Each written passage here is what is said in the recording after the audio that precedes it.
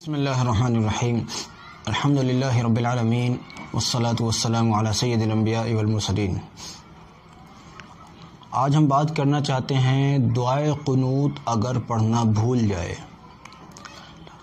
یہ بات آپ سب کو معلوم ہونی چاہیے کہ دعائے قنوت وتر کی تیسری رکعت میں سورہ فاتحہ اور سورہ پڑھنے کے بعد پڑھی جاتی ہے، اور سورہ پڑھنے کے بعد ہاتھ اٹھا کر اللہ اکبر کہا جاتا ہے، دوبارہ سے ہاتھوں کو باندھا جاتا ہے، پھر دعائے قنوت پڑھی جاتی ہے۔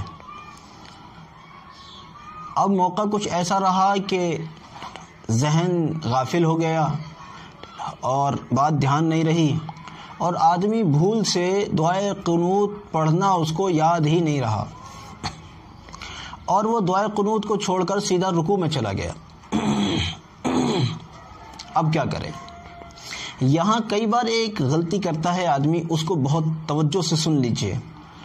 کئی بار یہ غلطی کرتا ہے کہ رکوع میں چلا گیا، اب رکوع میں جا کر اس کو یاد آیا کہ میں تو دعائے قنوت پڑھنا ہی بھول گیا، اب وہ رکوع سے واپس لوٹتا ہے اور واپس لوٹ کر وہ دعائے قنوت پڑھتا ہے۔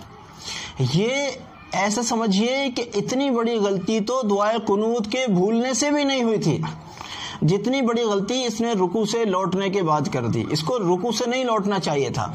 بات یہ ہے کہ رکوع کرنا نماز کے اندر فرض ہے، اور دعائے قنوت کا پڑھنا واجب ہے۔ اس نے رکوع سے لوٹ کر یہ واجب کی طرف لوٹ گیا، مطلب فرض سے یہ واجب کی طرف آ گیا، فرض سے واجب کی طرف آ گیا۔ یہ ایک مزید غلطی اس نے کی، اس کو ایسا بالکل نہیں کرنا چاہیے تھا۔ اب ایسی صورت میں یہ سمجھیے، اب اگر یہ رکوع میں چلا گیا ہے، دعائے قنوت بھول گیا، تو اب یہ لوٹے نہیں بلکہ یہیں رہے، اور رکوع پورا کر کے نماز کو یہ پھر کمپلیٹ کرے، اور اخیر رکعت میں، چونکہ اخیر رکعت میں تو یہ ہے ہی، بہرحال اس اخیر رکعت میں یہ سجدہ سہو کرے، سجدہ سہو کرے، اور اس طرح سے اپنی نماز کو مکمل کرے۔